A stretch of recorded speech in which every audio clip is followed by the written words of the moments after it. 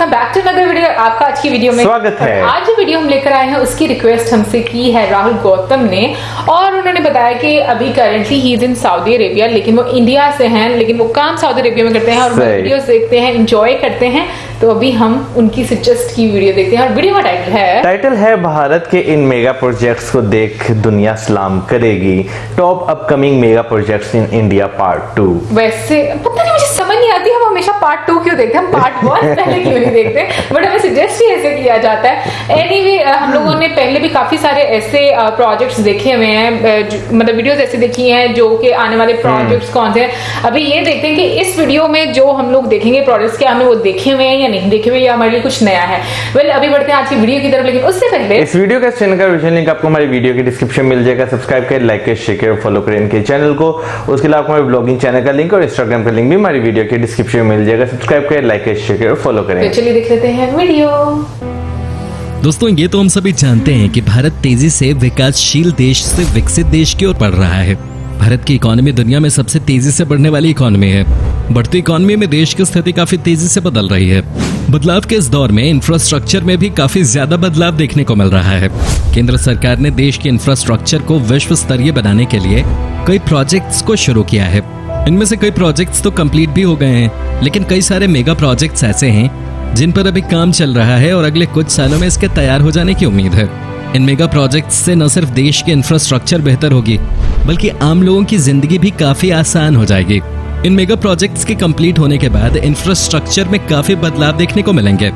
तो आइए जानते हैं भारत के टॉप 10 अपकमिंग मेगा प्रोजेक्ट्स के बारे में। लेकिन वीडियो शुरू करने से पहले बता दें कि this video is sponsored by cashkaro.com।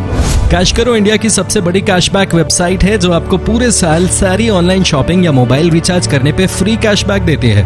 जी हाँ, कैशकरो की मदद से आपको अपने फोन रिचार्ज पर 50 रुपए तक का मिनिमम रिवॉर्ड मिलेगा। और कैशकरो से कमाया जितना भी कैश है वो असली कैश होता है, जिसे आप या तो बैंक अकाउंट में ट्रांसफर कर सकते हो या उसे अमेज़न गिफ्ट वाउचर में कन्वर्ट कर सकते हो। Number 1, India international convention and exhibition centre IICC। India international convention and exhibition centre Bharat का पहला वर्ल्ड क्लास वेन्यू होने वाला है, जहां बड़े से बड़े शिखर सम्मेलन का आयोजन किया जा सकता है। IICC प्रधानमंत्री नरेंद्र मोदी के ड्रीम प्रोजेक्ट्स में से एक है। 2018 में दिल्ली में शुरू हुए इस प्रोजेक्ट का फेज 1 लगभग कंप्लीट हो चुका है और दूसरे फेज में बाकी का काम भी चालू है, जो 2024 तक कंप्लीट हो जाएगा। IICC में इंटरनेशनल लेवल की सारी सुविधाएं मौजूद होंगी। एग्जीबिशन सेंटर को 90 हेक्टेयर में बनाया जा रहा है और इसका कुल बजट 25,700 करोड़ रुपए है। एग्जीबिशन सेंटर के एरिया में 20,000 लोगों के बैठने की क्षमता होगी। इसमें 3 5 star hotels, 4 4 star hotels, 2 3 star hotels, service apartments, retail space, commercial space और अरीना इत्यादि सारी सुविधाएं उपलब्ध होंगी। एग्जीबिशन सेंटर के पार्किंग स्पेस में एक साथ 30,000 कार पार्क करने की क्षमता होगी। IICC के कंप्लीट हो जाने के बाद इसमें कई इंपॉर्टेंट समिट्स का आयोजन किया जा सकेगा। ग्लोबल कन्वेंशन के अलावा प्राइवेट सेक्टर के एग्जीबिशन इवेंट्स का आयोजन भी IICC में किया जा सकेगा। बता दें कि IICC का contract Larsen and turbo company को मिला है। Number 2, world Trade centre Delhi. Delhi के नौरोजी नगर की सूरत बहुत जल्द बदलने वाली है, क्योंकि इस शहर में मेगा प्रोजेक्ट के तहत वर्ल्ड ट्रेड सेंटर बनाया जा रहा है। राजधानी क्षेत्र में वर्ल्ड ट्रेड सेंटर न्यूयॉर्क से लाइसेंस प्राप्त पहला वर्ल्ड ट्रेड सेंटर होगा। नौरोजी नगर में रिंग रोड के पास इसके कंस्ट्रक्शन का काम जारी है। यहाँ पर 12 बिल्डिंग्स बनाई जाएंगी और सभी बिल्डिंग को खास डिजाइन में तैयार किया जा रहा है और ये सभी बिल्डिंग्स एक दूसरे से कनेक्टेड होंगी। वर्ल्ड ट्रेड सेंटर में एक ही छत के नीचे बिजनेस की सारी जरूरतें पूरी की जा सकती हैं। इसे 25 एकड़ में बनाया जा रहा है। ऑफिस स्पेस के लिए 30 लाख स्क्वायर फीट जगह अवेलेबल होगा। यहाँ पर एक साथ 30,000 लोग काम कर सकते हैं और 8,000 कार एक साथ पार्क की जा सकते हैं। वर्ल्ड ट्रेड सेंटर में बिजनेस के लिए आवश्यक A to Z facilities available होंगी और इसमें कल्चरल एक्टिविटीज, हेल्थ सेंटर और ऑडिटोरियम इत्यादि के लिए अलग से डेडिकेटेड स्पेस होगा। Number 3, the 42 Kolkata. पश्चिम बंगाल के कोलकाता में जवाहरलाल नेहरू रोड पर देश की सबसे ऊंची इमारत द 42 चौरंगी बनकर तैयार हो गई है। इस गगनचुंबी रेजिडेंशियल बिल्डिंग की ऊंचाई 249 मीटर यानी 817 फीट है और इसमें कुल 65 फ्लोर्स हैं। कोलकाता की सबसे ऊंची बिल्डिंग होने के साथ ही द 42 इंडिया की चौथी सबसे ऊंची बिल्डिंग भी है। इसने देश की एक सबसे ऊंची गगनचुंबी इमारत मुंबई की इंपीरियल बिल्डिंग को पीछे छोड़ दिया है। इसके कंस्ट्रक्शन का काम 2008 में शुरू हुआ था लेकिन किसी वजह से 2 साल तक काम रुका रहा। 2010 में काम रीस्टार्ट हुआ और 2019 में बिल्डिंग पूरी तरह बनकर तैयार हो गई। इस वर्ल्ड क्लास बिल्डिंग की डिजाइनिंग हफीज कॉन्ट्रैक्टर ने की है और developer Mani group, Salarpuria Sattva group, Diamond group और अल्कॉव रियलिटी हैं। द 42 में 56 अल्ट्रा लग्जरियस फ्लैट्स बनाए गए हैं। इसके अलावा बाकी फ्लैट्स भी सभी लग्जरी सुविधाओं से लैस हैं। इसके शुरुआती 3 फ्लोर पार्किंग के हैं। इमारत के सामने बड़ा मैदान है और उससे आगे हुगली नदी मदमस्त होकर बहती दिखती है। द 42 में फ्लैट की शुरुआती कीमत 17 करोड़ रुपए है। यदि ऊंची बिल्डिंग में रहना है तो फिर आप भी अपना फ्लैट बुक कर सकते हैं। Number 4, supernova Spyra. दोस्तों ये है सुपरनोवा स्पायरा स्काईस्क्रैपर, जो कंप्लीट होने के बाद इंडिया की दूसरी सबसे ऊंची बिल्डिंग बन जाएगी। इसे नोएडा में एमिटी यूनिवर्सिटी के पास बनाया जा रहा है। कंस्ट्रक्शन का काम 2012 में शुरू हुआ और 2021 तक ये पूरी तरह तैयार हो जाएगा। इस बिल्डिंग को रेजिडेंशियल और कमर्शियल बिल्डिंग के तौर पर बनाया जा रहा है। लग्जरी होटल, लग्जरी अपार्टमेंट के अलावा वर्ल्ड क्लास ऑफिस भी इस बिल्डिंग में बनाया जाएगा। बिल्डिंग की ऊंचाई 300 मीटर यानी 984 फीट होगी और इसमें 80 फ्लोर्स होंगे। सुपरनोवा स्पायरा को सुपरटेक नाम की कंपनी डेवलप कर रही है। कंस्ट्रक्शन का कॉन्ट्रैक्ट अरेबियन कंस्ट्रक्शन कंपनी के पास है। बिल्डिंग की डिजाइनिंग आर्किटेक्ट कंपनी मोडाक इंडिया ने की है और स्ट्रक्चरल इंजीनियरिंग का काम ब्यूरो हैपल इंजीनियरिंग कंपनी संभाल रही है। इस वर्ल्ड क्लास बिल्डिंग में सभी वर्ल्ड क्लास फैसिलिटीज मिलेंगी। लॉकडाउन की वजह से सब घर पे हैं और ऑनलाइन कंटेंट देख रहे हैं। जाहिर सी बात है आपका मोबाइल डेटा भी खर्च हो रहा होगा। तो अगर आप Amazon से मोबाइल रिचार्ज या कोई भी बिल पेमेंट करना चाहते हो तो cashkaro.com का यूज आपको जरूर करना चाहिए। बस डिस्क्रिप्शन के लिंक से कैशकरो पर साइन अप करो। अकाउंट बनाने के बाद बस कोई भी वेबसाइट या ऑफर सेलेक्ट करो। जैसे मैं Amazon रिचार्ज सेलेक्ट कर रहा हूँ, फिर ऑरेंज बटन पे टैप करके विजिट रिटेलर पे टैप करो। इससे आप सीधा Amazon रिचार्ज पेज पे पहुंच जाओगे। बस अभी यहाँ अपना मोबाइल रिचार्ज या बिल पेमेंट कर लो। पेमेंट करने के बाद आप कैशकरो में माई अर्निंग्स सेक्शन में अपना कैशबैक चेक कर सकते हो। जब आपका कैशबैक कंफर्म हो जाएगा तो आप इसे सीधा अपने बैंक अकाउंट में ट्रांसफर कर सकते हो या उसे Amazon गिफ्ट वाउचर में कन्वर्ट कर सकते हो। कैशकरो रिचार्ज के अलावा मामा अर्थ वेबसाइट पे 20% ऑफ कूपन के साथ 15% कैशबैक दे रहा है। मामा अर्थ के प्रोडक्ट्स कैशकरो से खरीदकर आप काफी पैसे सेव कर सकते हैं। Number 5, Mumbai ropeway project. दोस्तों क्या आपने कभी रोपवे की सवारी की है? अगर नहीं तो मुंबई में आपको इसका लुत्फ उठाने का मौका मिलेगा, जहां देश के सबसे लंबे रोपवे को बनाने के प्रोजेक्ट पर काम चल रहा है।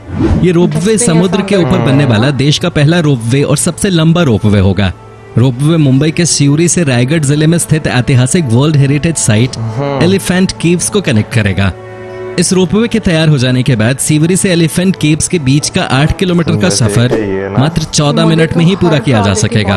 फिलहाल इतनी दूरी को पूरा करने में लगभग 1 घंटे का समय लगता है और इस समय को देखते हुए टूरिज्म मिनिस्ट्री ने रोपवे तैयार करने के प्रोजेक्ट पर काम करना शुरू कर दिया है।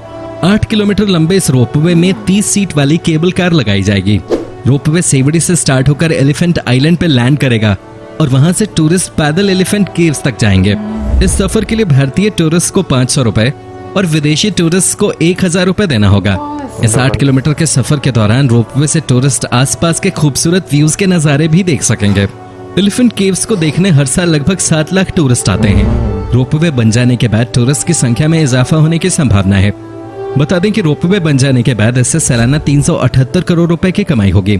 Elephant island world heritage site होने की वजह से रोपवे का प्रोजेक्ट शुरू होने से पहले आर्कियोलॉजिकल सर्वे ऑफ इंडिया से अप्रूवल लेना आवश्यक है।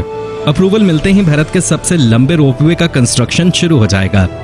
नंबर 6, न्यू जुआरी ब्रिज। नॉर्थ गोवा और साउथ गोवा को जोड़ने वाला ये ब्रिज जुआरी नदी के ऊपर बन रहा है।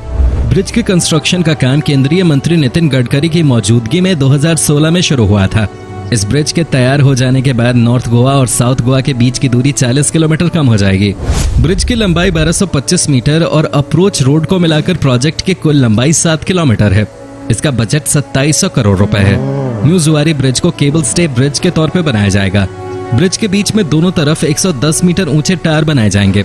एक टावर के ऊपर व्यूइंग गैलरी और दूसरे टावर के ऊपर आर्ट गैलरी या म्यूजियम बनाया जाएगा और इन टावर्स के ऊपर जाने के लिए लिफ्ट इंस्टॉल किया जाएगा। नॉर्थ और साउथ गोवा को जोड़ने के साथ ही ये ब्रिज टूरिस्ट को भी अट्रैक्ट करेगा। इस 8 लेन वाले ब्रिज को 3 स्टेज में बनाया जा रहा है। फर्स्ट स्टेज का काम इस दिसंबर में पूरा होगा, जबकि दूसरे और तीसरे स्टेज का काम 2022 में पूरा होगा। नंबर 7, कृष्णा लीला थीम पार्क। दोस्तों जल्द ही दिखाई देगा शुद्ध भारतीय विचार पर बना हुआ श्री कृष्ण से प्रभावित कृष्ण लीला थीम पार्क। इस्कॉन कंपनी इस थीम पार्क का निर्माण करवा रही है और इसे बेंगलुरु के वैकुंठ हिल पर कनकपुरा रोड के पास बनाया जा रहा है। इस भव्य पार्क को इस तरह बनाया जा रहा है ताकि जब लोग यहाँ घूमने आए तो उन्हें धार्मिक ज्ञान भी प्राप्त हो। ये पूरा पार्क श्री कृष्ण के जीवन पर आधारित है और 700 करोड़ रुपए में बनने वाला ये पार्क 28 एकड़ में फैला हुआ है। पार्क के ग्राउंड लेवल पर श्री पुरी जगन्नाथ मंदिर और श्री राधा कृष्ण मंदिर है। मंदिर के अलावा यहाँ क्लासरूम, ऑडियो वीडियो हॉल, वैदिक लाइब्रेरी, स्टाफ रूम इत्यादि हैं। इन सब के साथ ही पार्क में श्री कृष्ण से जुड़ी हुई ढेर सारी चीजें भी दिखाई गई हैं जो लोगों को श्री कृष्ण के जीवन और सनातन संस्कृति के महान इतिहास को दर्शाएगी। इस पार्क से नए जनरेशन को भी नए तरीके से धर्म के बारे में सीखने को मिलेगा। ट्रेडिशनल मंदिर डिजाइन और मॉडर्न आर्किटेक्ट को मिलाकर बनाया गया ये पार्क बहुत ही आकर्षक है। बता दें कि कृष्ण लीला थीम पार्क भारत का पहला धार्मिक पार्क है। Number 8, new Pamban bridge. New Pamban bridge railway के मुख्य प्रोजेक्ट्स में से एक है। इस प्रोजेक्ट को तमिलनाडु के रामनाथपुरम जिले में शुरू किया गया है। इस प्रोजेक्ट के तहत रामनाथपुरम जिले के मंदपम शहर और रामेश्वरम के पंबन आइलैंड तक एक रेलवे ब्रिज बनाया जा रहा है। इस ब्रिज के बनने के बाद धार्मिक स्थल रामेश्वरम तक का सफर श्रद्धालुओं के लिए काफी आसान हो जाएगा। पंबन आइलैंड तक ब्रिज की लंबाई 2.05 किलोमीटर होगी। इस ब्रिज की खास बात यह है कि ये इंडिया का पहला वर्टिकल लिफ्ट रेलवे ब्रिज है। इस ब्रिज से शिप और स्टीमर्स आसानी से पार कर सकेंगे। इसके लिए ब्रिज का 63 मीटर हिस्सा वर्टिकली ऊपर उठाया जाएगा और शिप्स के पास होने के बाद वापस रेलवे ब्रिज के रूप में सेट हो जाएगा। ब्रिज के लिफ्ट होने के लिए इसमें सेंसर लगाया जाएगा जिससे कि शिप आने पर ब्रिज ऑटोमेटिकली ऊपर उठ जाए। पंबन आइलैंड का कंस्ट्रक्शन 8 नवंबर 2019 को शुरू हो चुका है और अगले 4 साल में ये ब्रिज कंप्लीट हो जाएगा। ब्रिज को बनाने का टोटल बजट 250 करोड़ रुपए है। डेवलपमेंट का काम रेलवे विकास निगम लिमिटेड की देखरेख में हो रहा है। ब्रिज के कंप्लीट हो जाने के बाद 1964 के बाद इस रूट पर पहली बार रेल सेवा शुरू होगी। पुरानी रेलवे ब्रिज 1964 में आए साइक्लोन में बर्बाद हो गया था। Number 9, Manipur railway bridge. Manipur की राजधानी इम्फाल को रेलवे लाइन के द्वारा देश के बाकी हिस्सों से जोड़ने के लिए 111 किलोमीटर लंबे Jiribam Tupul Imphal railway line project पर काम चल रहा है। आपको जानकर हैरानी होगी कि 111 किलोमीटर लंबे इस रेलवे लाइन में 184 ब्रिज और 47 सुरंग है। 47 सुरंगों में से सबसे लंबे सुरंग की लंबाई 10.28 किलोमीटर है। 148 रेलवे ब्रिज में से मेन ब्रिज की लंबाई 555 मीटर है। इस ब्रिज का बजट 280 करोड़ रुपए है। ये ब्रिज इंडिया का सबसे ऊंचा रेलवे पियर ब्रिज है। इसे मणिपुर के टैमेंगलोंग जिले में इजाई नदी के ऊपर बनाया गया है। ब्रिज की जमीन से ऊंचाई 100 से 141 मीटर तक है। ब्रिज के कंस्ट्रक्शन का काम ऑलरेडी शुरू है और 2022 तक कंस्ट्रक्शन का काम कंप्लीट हो जाएगा। कंस्ट्रक्शन का काम नॉर्थ ईस्ट फ्रंटियर रेलवे के अंडर में चल रहा है। Number 10, Chennai Bangalore industrial corridor. Bharat सरकार व्यापार बढ़ाने के लिए बैंगलोर से चेन्नई तक के एक कॉरिडोर का निर्माण करेगी। प्रोजेक्ट से जुड़ी कागजी कार्रवाई पूरी हो चुकी है और अगले कुछ महीनों में काम शुरू हो जाएगा। ये कॉरिडोर 560 किलोमीटर तक 3 शहर चेन्नई, बेंगलुरु और चित्रदुर्गा से होते हुए चेन्नई और एन्नोर पोर्ट्स तक जाएगी। Krishnapatnam industrial node Andhra Pradesh, Ponneri industrial node Tamil Nadu और तुमाकुरु इंडस्ट्रियल नोड कर्नाटका इस एक कॉरिडोर से जुड़ेंगे। इससे सामानों की डिलीवरी में तेजी आएगी और साथ ही ईस्ट इंडिया से भारत का व्यापार भी बढ़ेगा। कॉरिडोर के बन जाने के बाद इंपोर्ट और एक्सपोर्ट में आने वाले परिवहन खर्च में भी कमी आएगी। दक्षिण भारत के साथ ही कॉरिडोर पूरे भारत के लिए इंपॉर्टेंट हो जाएगा। कैश करो आपको शॉपिंग करने के फ्री पैसे दे रहा है। अभी डिस्क्रिप्शन की पहली लिंक से कैश करो पर अपना अकाउंट बनाओ और कम से कम एक ट्रांजैक्शन करके तो देखो। हर रिचार्ज पे आप 50 रुपए बचा सकते हो। हमारी लिंक से साइन अप करने पर आपको फर्स्ट परचेज पे 25 रुपए एक्स्ट्रा भी मिलेगा। दोस्तों ये थे कुछ बेहतरीन प्रोजेक्ट्स जो जल्द ही आपको देखने को मिल जाएंगे। इन सब प्रोजेक्ट्स के कंप्लीट हो जाने के बाद भारत का एशियाई देशों के बीच दबदबा और ज्यादा बढ़ेगा। वैसे आपको इनमें से कौन सा प्रोजेक्ट सबसे खास लगा हमें कमेंट करके जरूर बताएं। दोस्तों आज के एपिसोड में बस इतना ही। बात करें आज की वीडियो की तो आज हमने जितने भी प्रोजेक्ट्स देखे वो हमारे लिए नए थे, लेकिन मैं इनकी तो ज्यादा नहीं देख पाऊंगा क्योंकि मेरे जो है ना आज गर्दन में वल पड़ा हुआ है, मेरी नस खींची गई है, तो ज्यादा मैं इधर नहीं, टेंशन में है बहुत ज्यादा प्रॉब्लम है। ये इस तरीके से करके नहीं मेरी तरफ देख सकते, तो आज मौसम को बिल्कुल सही टाइम मिला है कि वो बिल्कुल कैमरा में देखे, क्योंकि मोस्ट ऑफ द टाइम मौसम क्या करता है मेरी तरफ देख कर बात कर रहा होता है। तो एनीवे आज की जो हम लोगों ने वीडियो देखी मुझे बहुत ही पसंद आई, क्योंकि जैसे मौसम ने बोला कि बहुत सारे प्रोजेक्ट्स हम लोगों ने नहीं देखे, सिर्फ आई थिंक एक प्रोजेक्ट था जो हम लोगों ने देखा था, वो भी हमने, हाँ वो भी हमने जो top upcoming mega projects of railway था उसमें देखा था, जो उन्होंने जो है नॉर्थ ईस्ट में बताया था कि जो मणिपुर रेलवे लाइन बिछेगी उसका बताया, उसमें ब्रिज का जिक्र नहीं था। ब्रिज तो हमने अभी देखा है ना, तो वो जो है हमने पहले देखा हुआ था, लेकिन अगर बाकियों की बात करें तो हमने कोई भी नहीं देखा था। और मैं बोलूंगी कि हर प्रोजेक्ट एक से बढ़कर एक, और वाकई में अगर ये सारे प्रोजेक्ट जैसे कंप्लीट हो जाएंगे और आने वाले प्रोजेक्ट्स और भी मेरे ख्याल में इस तरीके के मजीद प्रोजेक्ट्स जो उनसे वो इंडिया में आएंगे, तो डेफिनेटली जो उन्होंने लास्ट में चीज बोली है वो वाकई में होगी कि एक एशिया में रोब दबदबा भी होगा, क्योंकि आपकी कंट्री में डेवलपमेंट और इतने यूनिक प्रोजेक्ट्स के साथ आप लोग आ रहे हो कि मुझे जैसे हम हमेशा बोलते हैं कि आपको बाहर किसी भी कंट्री में, फॉरेन कंट्री में जाने की जरूरत नहीं है, क्योंकि इंडिया में देखने के लिए इतना कुछ है। जैसे अगर हम पहला जो उन्होंने प्रोजेक्ट बताया जो कि international convention and exhibition centre था, क्या खूबसूरत वो बन रहा है। फिर उसके अंदर आपको इतनी ज्यादा सुविधाएं हैं, आपके पास 5 स्टार होटल है, 4 स्टार होटल है, 3 स्टार होटल है, यानी कि आपकी पॉकेट जितनी इजाजत देती है आप उसके अकॉर्डिंग अपने आप को सहूलत। और उसके अलावा भी अगर उसमें देखा जाए तो उसमें जो है काफी ज्यादा और भी, यानी कि एक्सपो सेंटर के अलावा और होटल्स के अलावा और भी 2-3 चीजें जो हैं वो बना रहे हैं, जिसमें जो है आप जैसे यूएस में हम देखते हैं ना, मैं भी तो देख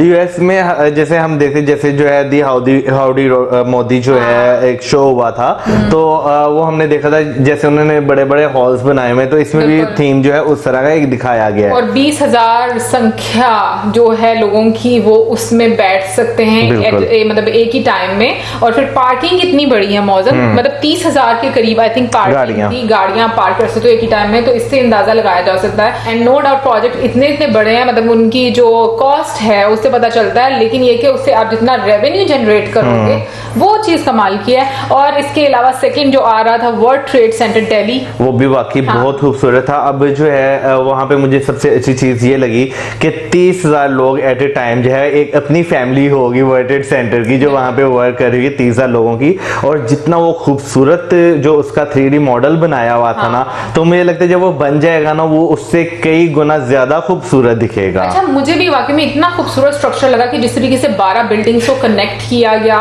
और फिर वहां पर आपको आपकी एक्टिविटीज के लिए भी उन्होंने कुछ एरिया जो है वो स्पेसिफाई किया हुआ है। फिर उसके अलावा मैं अब बात करता हूँ, this is one of my favourite, कौन सा? द 42 कोलकाता। लेकिन अगर बात करें इसकी प्राइस की तो बहुत ज्यादा महंगा है, बहुत बहुत बहुत ज्यादा महंगा है, 17 करोड़। लेकिन अगर इतना महंगा है तो फिर वो बनाएंगे भी उसी हिसाब से, मे भी पूरे एक फ्लोर पे एक ही घर बने। अच्छा, और एक और जो मुझे बड़ी इंटरेस्टिंग चीज लगी, ये कोलकाता में सबसे ज्यादा हाइटेड ये बिल्डिंग है। और उसके अलावा अगर इंडिया की बात करें तो इंडिया की जो है चौथी सबसे ऊंची बिल्डिंग होगी। इससे पहले भी हमने एक वीडियो देखी थी जो कि मुंबई के थे, ठीक है ना, वो जो है वो भी काफी ज्यादा हाइट पे थे, तो उनकी जो है वो भी इंडिया की जो है टॉलेस्ट बिल्डिंग है, उसमें उसका शुमार किया फिर उसके बाद आती है सुपरनोवा प्रोजेक्ट, भी मुझे बहुत खूबसूरत लगा, वो भी बहुत अच्छा बना हुआ, और वो भी जब बन जाएगा तो इंडिया का दूसरा सबसे जो है बड़ा, यानी कि बड़ी बिल्डिंग होगी। और जो फिफ्थ है मुंबई रोप वे प्रोजेक्ट, मुझे वो बहुत अच्छा लगा। मुझे, मैं अगर बात करूं इन सब प्रोजेक्ट्स में, मुझे 2 प्रोजेक्ट जो है वो सबसे, जो उन्होंने पूछा ना अच्छे आपको लगे,